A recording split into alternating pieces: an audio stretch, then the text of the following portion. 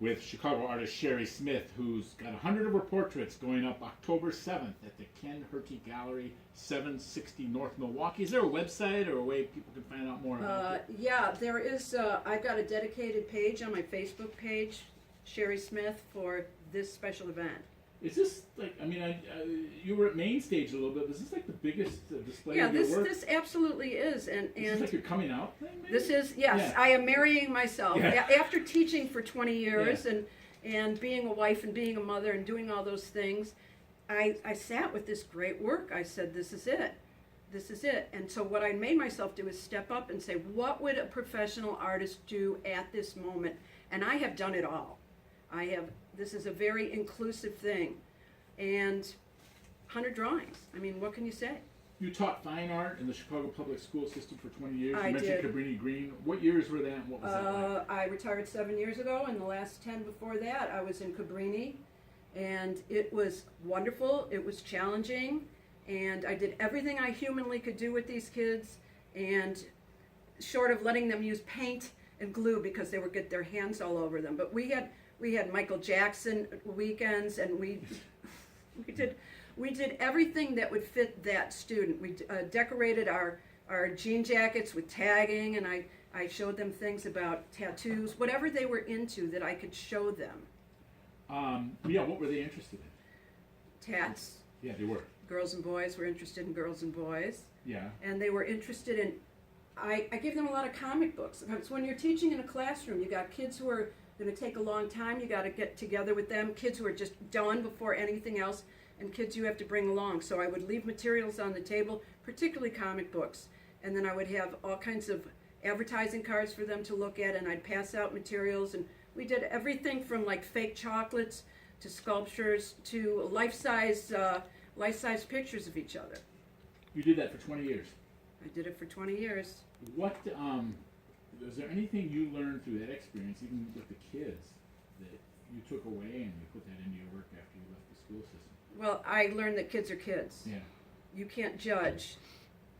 They're all kids. And these kids were so particularly grateful to get anything, so I constantly gave them greeting cards or materials or yarn or candy or whatever I could give to them that would make them happy. I just thought the bottom line was let the kids be happy. I taught everything I could as stringently as I could, but bottom line is let the kid be happy and let the kid feel successful. I put everybody's work up. I think that's the most important thing, that let every kid feel like they're a success. People today don't realize sometimes the power of art, especially in schools. But no, because it's a way in. Yeah, right. It's a way in. And for a lot of kids who would fall between the cracks, you can see that some of them are real artists and some of them just want to express their emotions. Right. And it gives them vent to their emotions. Like we would create these quilts and Thanksgiving things, and I would say, draw your Thanksgiving table. Put anybody you want around it. You can put a deceased person or somebody you love so that they could have a sense of cohesion. They could create a work of art, and they could take something away. And boy. It was a long haul. Yeah, that's really something. How'd you get into art? My mother was an artist. Yeah. My great aunt was an artist. She was taught sculpture at the Art Institute. And my mother was a great artist. She would go to the beach and draw my brother, who was a lifeguard, or she would take a class. And I didn't even know what grade an artist she was until I started getting involved in art myself. So she went to the Art Institute in World War II and had to cut it short. But I have all her work. I wouldn't let it go. And then I studied, when I went to the Art Institute, I said, you're not taking away any job that you can have that'll make you any money unless you get an art teaching degree. So the Art Institute and Chicago Academy of Art turned me on to all different types of art, and particularly art history, because I love history. Where did you grow up? I grew up in Chicago, in Rogers Park. Rogers Park. I bought in Rogers Park. I still live in Rogers Park. But this show is for the south side and the north side. Maybe some westies I don't know about. But I got a blending of everybody because I draw them as I see them. In the couple minutes we have left, and I want to swing around and give all the information one last time. But 100, give me like 10. I'm looking at the list here. I'm just picking out names. Will Patricia Barber's image be there? Johnny Frigo. Johnny. Johnny. Yeah. Johnny was great.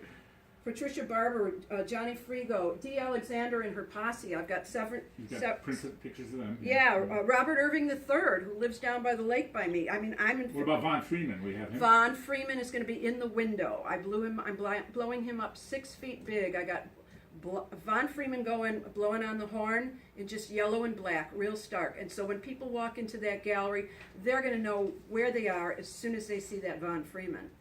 Ramsey Lewis is on here. Ramsey is great. Now, Ramsey's amazing, and I've done Ramsey a number of times, but since he's about to retire, I'm going to gift him the drawing that I'm doing.